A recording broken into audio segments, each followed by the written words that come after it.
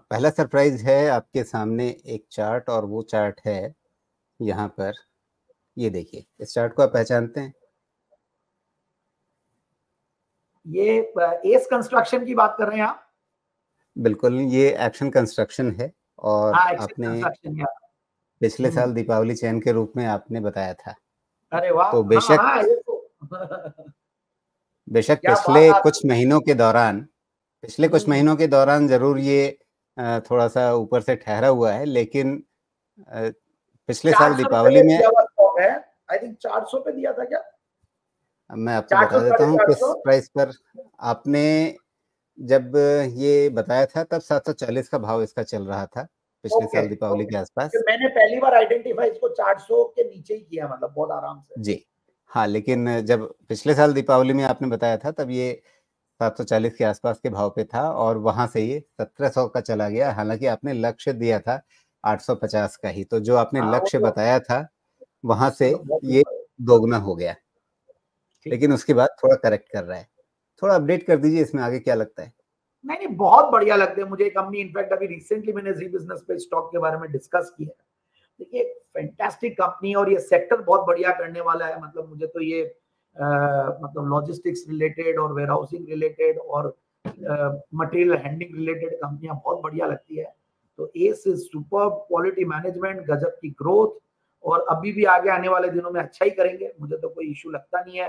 One of the leaders in its segments, मतलब ये भी एक इंपॉर्टेंट चीज है।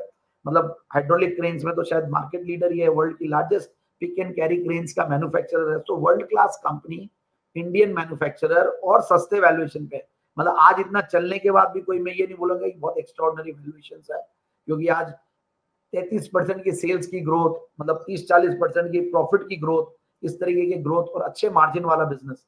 तो थोड़ा अब ये भी अपने 200 डेमास के नीचे चल रहा है। So at the same time I won't say that कि टेक्निकली अभी इमीडिएटली एंटर किया जाए, क्योंकि जो स्टॉक जितना बढ़ता है तो कई बार प्रॉफिट जी, बुकिंग जब हो रहा होता है तो लोग अपने जिसमें प्रॉफिट हो रहा होता है, हो सकता है जिसने 700 पे लिया और 1400-1500 तक देखा और 1200 1250 में हो सकता है कि एक बार अपना प्रॉफिट बुक करने का देखता है। और यहाँ पे रिटेल इन्वेस्टर्स टिपिकली ऐसा ही सोचते हैं, बट येट जी। I feel it's a fantastic stock, गजब के क्वार्टरली रिजल्ट्स दे रहा है।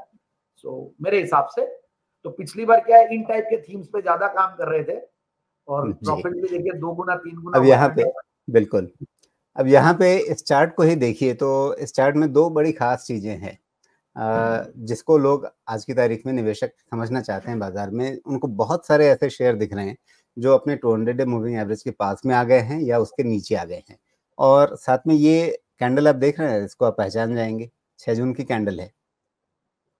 तो बहुत सारे शेयर अपने 6 जून के लो के आस-पास आ गए हैं या धीरे-धीरे पहुँच रहे हैं उसके करीब। तो क्या ये बढ़िया मौका है या अभी इंतज़ार करना है वापस पलटने का, चीज़ें ठीक होने का, सेंटिमेंट ठीक होने का? क्योंकि ये 200 डे मूविंग एवरेज या 6 जून, क्या ये ऐसे लेवल हैं जहाँ पर आदमी भरोसा कर सकता है या अभी रुक के देखना है? देखिए 200 डेमा या वेमा कुछ देखिए, वीकली एक्सपोनेंशियल मूविंग एवरेज भी अब देख रहे हैं, क्योंकि मतलब अच्छा खासा 200 डेमा के नीचे जा चुके हैं स्टॉक्स कई। बट जी, साथ साथ आपने बहुत अच्छा पॉइंट रेज किया कि 6 जून वाली डेट बहुत इंपॉर्टेंट है। वो एक डिपस्टिक की तरह, मतलब एक ऐसा लेवल है कि जहां पे सपोर्ट अगर 21,281 के लेवल पे निफ्टी था उस दिन बॉटम पे 1 बजे के लगभग दोपहर में, तो वहां से ऑलरेडी एक अच्छा क्लू मिलता है। ये पिछली बार भी मैंने कोरोना लेवल्स को एक वो बेंचमार्क बना रखा था, तो वैसे ही बेंचमार्क ये भी है। दूसरा आप एक और चीज देखिए कि क्वार्टरली रिजल्ट्स जिसके आ गए हों, बॉटम फिशिंग वहीं पे ही कीजिएगा। अगर आपको मंडे ट्यूसडे को, मैं हमारे क्लाइंट्स को भी और हमारे पीएमएस में भी ये स्ट्रेटेजी हम लोग अपना रहे कि हम लोग वही स्टॉक्स लेंगे जहां पे क्वार्टरली रिजल्ट्स आ गए, जहां पे टेलविंड्स ठीक है और कुछ हमारी कॉमन सेंस जो कहती है हमें, और बाकी नंबर्स तो कहता ही है, नंबर्स, टेक्निकल्स, फंडामेंटल्स और बाद में एक खुद का एक एक्स फैक्टर और कॉमन सेंस, ये सब लगाने के बाद जो समझ में आता है और बाद में आपके जो पैरामीटर्स है, आपने सही कहा 6 June is an important parameter. Ji.